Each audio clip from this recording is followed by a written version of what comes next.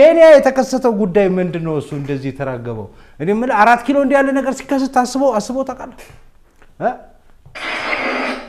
እንዲያለ ነገር ኢትዮጵያ ውስጥ ቢከሰት ምን የሚሆን ይመስላል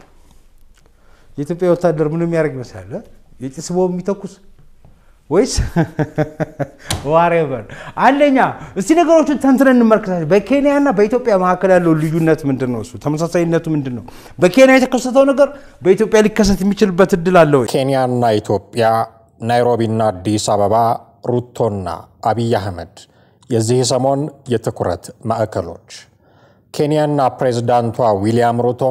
የኢትዮጵያንና የዶክተር አብይን በምዕራባውያን ዘንድ ሞገስ የማግኘት ተራ የነጠቁ በመስራቅ አፍሪካ የነበረንን ተደማጭነት የቀለበሱ ተደርገው በበርካቶች ዘንድ እየተሳሉ ነው ከቅርብ ጊዜያት ወዲህ ዶክተር አብይ አህመድ የኃይለ ማርያም ደሳለኝን ወንበር ዊሊያም ሩቶ ደግሞ የኡሁሩ ኬንያታን ዙፋን የተቆናጠጡበት መንገድ ለየቅል ቢሆንም ሁለቱም መሪዎች ግን ለወንበሩ እንግዳ ለቀጠናው ባዳ ሆነው ጥቂት ዓመታትን ካሳለፉ በኋላ ዊሊያም ሩቶ የዋይት ሃውስ ቋሚ ደንበኛ ዶክተር አብይ አህመድ የባህረ ሰላጤው ቤተኛ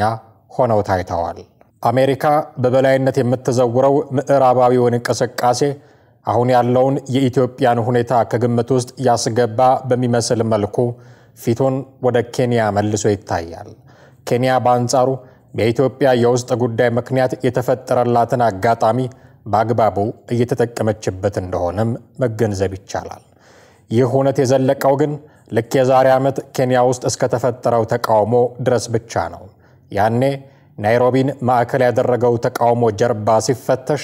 በርካታ ረጃጅም እጆች የሚዘውሩት ነውጥ ሆኖ ተገኝቶ ነበር ቢቢሲ በአንድ ዘገባው ላይ የኬንያውያኑን ተቃውሞ ከእናትና ልጅ ፍቅር ጋር አስተባብሮ እንዲህ ዘግቦት ነበር በትግሉ ከሞትኩኝ ለእናቴ ነገሯት የቻልኩትን ሁሉ አድርጌያለሁ ይህ ጽሑፍ የሰፈረበትን ካናቴራ የለበሰው ኬንያዊ ወጣት በናይሮቢ ፓርላማ አካባቢ ነበር የታየው የኬንያ መንግስት ገቢውን ለመጨመር በሚል ሰኔ 19 ቀን 2016 ዓ.ም ያጸደቀውን የፋይናንስ ረቂቅ ህግ ለመቃወም ከወጡ በመቶ ሺዎች ከሚቆጠሩ መካከል አንዱ ነበር ሞትንም ቢሆን ለመጋፈጥ እንደቆረጠ የገለጸውን ወጣት ጨምሮ በርካቶች የአገሪቱን ፓርላማ እንደ ትግል ማዕከል ነበር ያዩት ቢቢሲ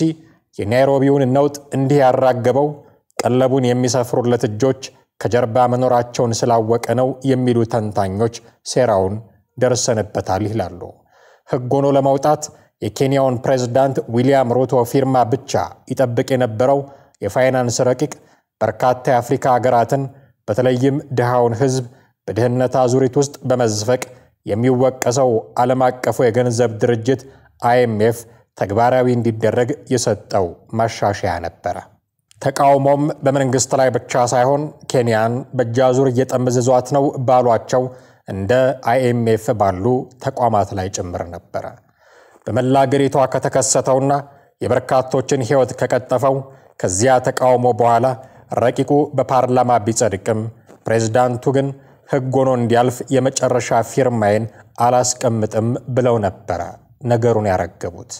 ኬንያውያን በህግ ዙሪያ ያሰሙትን ተቃውሞ በደንብ ተከታትያለሁ ስለዚህም ህጉን እንደማይፈልጉት በግልጽ ተናግረዋል ይህንንም ተቀብዬ በህጉ ላይ አልፈረመም ስለዚህም ቀሪ ይሆናል ህዝቡ ፍላጎቱን አሳውቋል ሲሉ ዊሊያም ሩቶ ለኬንያውያን በወቅቱ ተናግረው ነበር ይህን የዊሊያም ሩቶ ንግግር ያደመጡት ኢትዮጵያውያን ደግሞ ፕሬዝዳንቱ ለህዝብ ተሸነፈ እያሉ በጃዙር የኢትዮጵያን መንግስት ማብጠልጠል ያዙ ኬንያውያን ያደረጉትን አይነት አመጽ ለማስነሳት ኢትዮጵያ ውስጥ ከበቂ በላይ ምክንያት አለ የሚሉት እነዚህ ሰዎች አንድ ቀን የሞላው ፈሶ ያበጠው ፈንድቶ ኢትዮጵያም እንደ ኬንያ ብቻ ሳይሆን የአረብ ስፕሪንግን እንዳስነሳቸው ቱኒዚያ አደባባይ ሞልተው ያድሩ እንደነበሩት እንደ ግብጻውያን ጭምር ለለውጥ ያቆበቆበን እንቅስቃሴ ይጀምራል ብለውም ይተነብያሉ የኬንያው አመጽ እና የኢትዮጵያን ሁኔታ ማነጻጸሩ በጣም ተገቢ ነው በርግጥም ግን ምን መሰለህ መሳይ ኢትዮጵያና ኬንያ ያሉበት ኮንዲሽን በጣም የተለያየ ነው ቅድም እንዳልኩህ ቢያንስ ኬንያ መሰረታዊ በሆነ ደረጃ ኦርጋናይዝ ማድረግ ትችላለህ ዜጎች ተሰብስበው ስለ ሀገራቸው መወያየት ይችላሉ ቀላል በሆነ ሁኔታ ኦርጋናይዝ ማድረግ ይችላሉ ኢትዮጵያ ውስጥ ይሄ በአሁኑ ጊዜ የለም ዲፊከልት ነው ግን ደግሞ በብዙ ሀገሮች ተሞክሮ ማየት ይችላል በህዝቡ አመጽ ይወደቁ እንደዚሁ የመናገር የመጻፍ መብት በሌለባቸው ሀገሮች እነ ሮማኒያን ጨምሮ እነ ቻውቼስኮ በወቅቱ በነበሩ ጊዜ በጣም በከፍተኛ ሁኔታ በአፈና የሚታወቁ ሀገሮች ነበሩ እነ ሮማኒያ ኢቭን እነዚህ ኢስተርን ዩሮፒያን የሚባሉት የሶሻሊስት ብሎክ የሚባሉ ሀገሮችን ጨምሮ ሶቪየት ህብረትን ጨምሮ በጣም ከባድ የሆነ አፈና የነበረባቸው ሀገሮች ናቸው ኢትዮጵያም እንደዚሁ አፈና የነበረባት ሀገር ነች በዘመነ ህወሓትም ያ ትግል የተካሄደው በተለይ ደግሞ የኦሮሞ የአማራ ወጣቶችና ሌሎች ኦርጋናይዝ አድርገው በዛ ደረጃ ገንፍል የወጡት ጊዜውን ጠብቆ ነው ጊዜ አለው ጊዜው ይመጣል አትጠራጠር ይሄ አየ ትሪገር የሚባል ነገር አለ አንድ የሚጭራፍ ነገር ያስፈልጋል ቅድም የጠቀስከው የቱኒዚያ ኬዝ ለምሳሌ የቦአዚዝ ራሱ መሮት ልክ ዛሬ ኢትዮጵያ ህዝብ የመረረውን ያህል ማለት ነው ከመኖር መሞት ይሻለኛል ብሎ ራሱን አቃጠለ ያ ያቀጣጠለው ህዝባዊ አመጽ ነው በብዙ ሀገሮች ኖርዝ አፍሪካ በተለይ በሰሜን አፍሪካ ከፍተኛ የሆነ ለውጥ አምጥቶ ወደ መካከለኛው ምስራቅ ሁሉ የተሸጋገረው እንደ ሰደድ እሳት የተቀጣጠለው እና እንደዚህ የተጨቆኑ ህዝቦች በቃኝ ብለው የሚነሱበት ድንገት በቅስፈት ከምትጠብቀው በላይ ሰዎች መሯቸው ሳይነጋገሩ ገንፍለው የሚወጡበት ጊዜ አለና ኢትዮጵያ ለዛ ምቹ ነች ስራ አጥነት የኑሮ ውድነት ተደራራቢ ግብር በቃን ያሉት እንዲሁም በተነሳው ተቃውሞ ሰልፈኞች በፖሊስ መገደላቸው ከፍተኛ ቁጣ የፈጠረባቸው ኬንያውያን የተቃውሞ መልካቸውን ቀይረው የአገሪቱ ፕሬዝዳንት ከስልጣን እንዲወርዱ እስከመጠየቅም ደርሰው ነበር ይህ መሪው ስልጣን ይልቀቁ ወደሚል ጥያቄ አድርጎ የነበረው የኬንያ ተቃውሞ አዲስ አበባን ለነውጥ ጠቅላይ ሚኒስትሩን ለመውረድ ያሰጋቸው ይሆን ወይ የሚለው ጥያቄና ሁለቱ ሀገራት ላይ ትኩረት አድርጓል የሚባሉ ግለሰቦችና ተቋማት እንደ ስዩም ተሾመ ላሉ ተንታኞች ትኩረት የሳቡ ጉዳዮች ነበሩ ወይኔ ሩቶ እኔ አፈር ልብላልህ አለ ከዛ በተጨማሪ ኢትዮጵያና እነሱ የገጠመን ችግር ተመሳሳይነት አለ ወይ ብለ ስትል አዎ አለው ኬንያስ እየተከሰተ ያለው እኮ ጃዋር መሐመድ ኢትዮጵያ ውስጥ ሞክሮ ያቃተው ያልተሳካለት እኮ የጦር ኃይል አስተባባሪውን አስወገድክ እሺ እኛ ጋር ተወገደ እሺ ሳራ ከተወገደ በኋላ እኛ ጋር ሁከትና ብጥብጥ የተነሳው አይደለም እነሱ ጋር ተመሳሳይ ነገር ተጀምሮ እስከሆነ የሁለቱ ሀገራት መሪዎች የሚሄዱበት መንገድ ግን ምንድነው ፍጹም የተለያየ ነው ግራና ቀኝ ነው እንደዚህ ነው ሮብና አረብ ግን በነገር ላይ ጃዋር መሐመድ ራሱ የት ነው ያለው ብለህ ብትለኝ ኬንያ ነው ኬንያ ሲአይኤ ነው ወስድ ያስቀም የኬንያው ፕሬዝዳንት ዊሊያም ሩቶ ከሀገሪቱ ወጣቶች በደረሰባቸው ብርቱ ተቃውሞ ምክንያት መንግስታቸው ያረቀቀውን የታክስ ጭማሪ አዋጅን ውድቅ ቢያደርጉም በዚህም የተነሳ ህዝቡን የሚሰማ መሪ ተብለው ቢወደሱም ኬንያውያን ግን ተቃውሟቸውን ሊያቆሙ አልወደዱም እነሆ አመት ጠብቀው አደባባይ ወጥተዋል የኬንያ ትላልቅ ከተሞች ከትናንት ጀምሮ የሀገሪቱን መንግስትና የፖሊስን የኃይል እርምጃ በሚቃወሙ ሰልፈኞች ተጥለቅልቀዋል ይህ ሰልፍ የተጠራው የኬንያ ጸጥታ አስከባሪዎችና አምና የገደሏቸውን የተቃውሞ ሰልፈኞች ለመዘከር ነው ባለፈው አመት መንግስት የቀረጥ ጭማሪ ለማድረግ መወሰኑን በመቃወም አደባባይ በወጡ ሰልፈኞች ላይ ጸጥታ አስከባሪዎች በከፈቱት ተኩስ በትንሹ 60 ሰልፈኞች ተገድለዋል ሌሎች 20 ሰዎች እስካሁን የደረሱበት አይታወቅም የኬንያው ፕሬዝዳንት ዊሊያም ሩቶ የቀረጥ ጭማሪውን ደንብ ቢሽሩትም ህዝቡ በተለይ ወጣቱ ሰልፈኞች መገደላቸውን አጥብቆ ማውገዙን አላቆመም ሟቾቹን ለመዘከርና የፖሊስን እርምጃ ለመቃወም ናይሮቢ ውስጥ አደባባይ በወጡ ሰልፈኞችና በጸጥታ አስከባሪዎች መካከል በተደረገ ግጭት ቢያንስ 10 ሰልፈኞች ቆስለዋል ጸጥታ አስከባሪዎች የኬንያ ምክር ቤት ህንጻን ቤተ መንግስቱንና ሌሎች መስሪያ ቤቶችን በሾሃማ ሽቦ አጥረው በጥብቅ እየጠበቁ ነው ናይሮቢ ውስጥ ግጭቱ ከተቀሰቀሰ በኋላ የኬንያ መገናኛ ዘዴዎች የተቃውሞ ሰልፉን ሂደትና የሰልፈኛውን ጥያቄ በቀጥታ እንዳያሰራጩ የሀገሪቱ መንግስት አዟል ይሁንና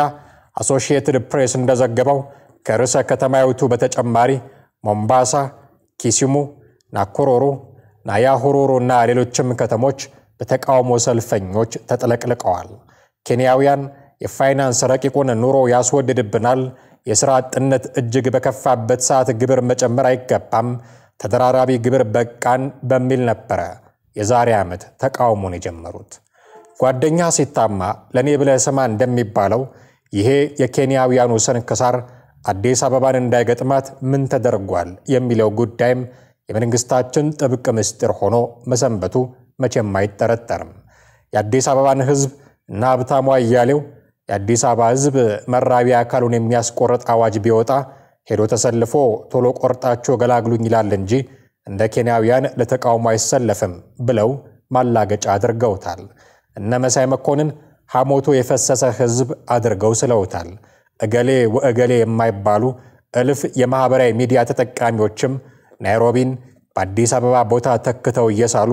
የኛ ተራስ መቼ ነው ሲሉ ይታያሉ። እንደሚታወቀው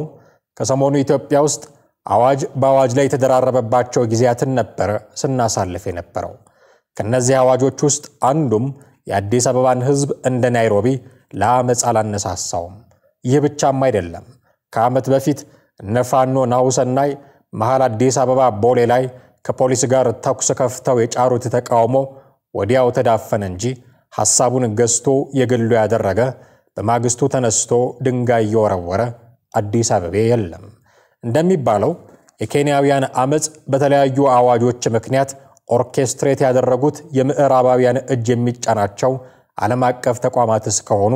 ፊቷን ካዞረችባቸው ኢትዮጵያ ይልቅ ኬንያን ስለምን ለቀውስነት መረጡ? እንዲህ እያሉ በጎረቤታሞቹ ሀገራት ዙሪያ አያሌ ጥያቄዎችን ማንሳት ቢቻልም በአሁኑ ሰዓት ግን ናይሮቢ ተቃዋሚዎች በሚያነዱት እሳትና ፖሊሶች በሚተኩሱት አስለቃሽ ጭስ የታጠነች ስትሆን አዲስ አበባ ደግሞ አዳነች አቤቤና አብይ አህመድ በመረቋቸው የኮሪደር ልማቱ ዲም ላይት ደምቃለች።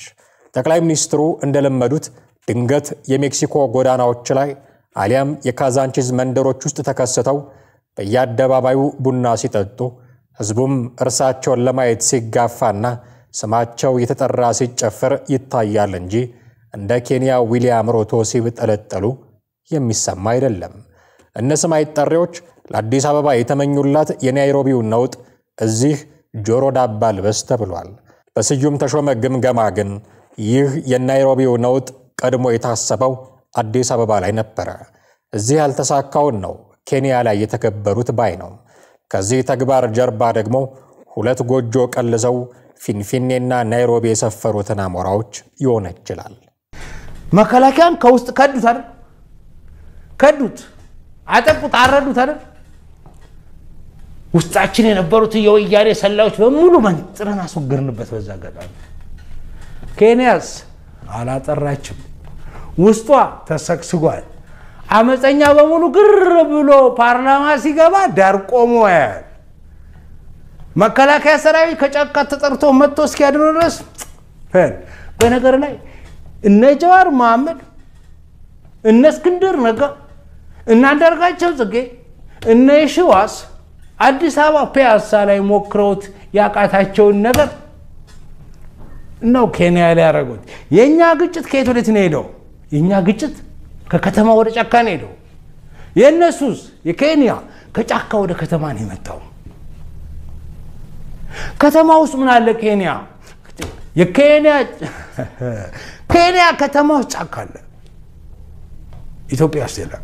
ዶክተር አብይንና ዊሊያም ሩቶን አሁን ከተከሰተው ነውጥ ጋር አዛምደው የሚያነጻጽሩ ሰዎች አንዱ መመዘኛቸው መሪዎች ችግሮችን የሚፈቱበትን መንገድ ነው።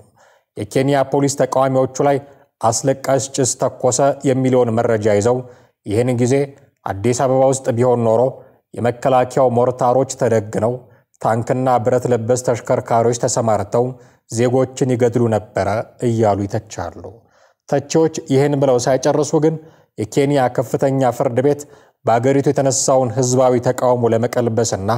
የተነሳውም ሁከት እንዲረጋጋ በሚል ጦሩ እንዲሰማራ ውሳኔ ሲያሳልፍ ይሰማል። እንደሚታወቀው ኢትዮጵያ ውስጥ አሁን ከሚፈጠሩ ግጭቶች ጀርባ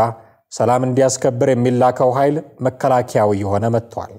ዳር ድንበር እንዲያስከብር ሉዓላዊነትን እንዲያስጠብቅ የተቋቋመው ኃይል ምን ሲደረግ ከተማ ለከተማ እየዞረ ጥቃቅን ግጭቶችን ያስታግሳል። ኬንያም ይኸው መንገድ ተስማምቷት ጦሯን ስርዓት ያስከብር ዘንድ ወደ ጎዳናዎች ለመላክ ፍርድ ቤቷን አውቅና አግኝታለች። ምናልባት ከዚህ በኋላ የሚኖረው የናይሮቢ ተቃውሞ ድባብ በብዙ አሳዛኝ ክስተቶች ተሞልቶ ሊቀጥል ይችል ይሆናል። ተንታኞችም ሁለቱን ሀገራት እያነጻጸሩ ነጥብ ለማስቆጠር የሚያደርጉትን ሩጫ እንዲሁ መቀጠላቸው አይቀርም ይሆናል።